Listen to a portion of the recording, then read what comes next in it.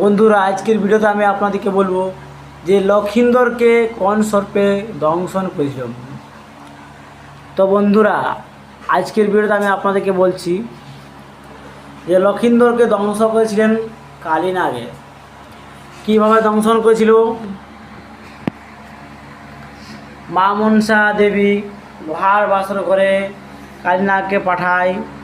ঈশান কোণে একটি সুতোর মতো ছিদ্র ছিল, সেই ছিদ্রের মতন ছিদ্র থেকে ও পার হয়ে ভিতরে প্রবেশ করে।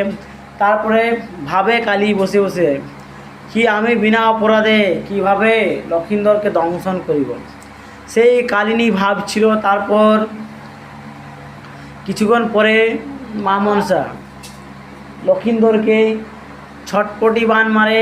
তার জন্য ছটপটি বান মারতেই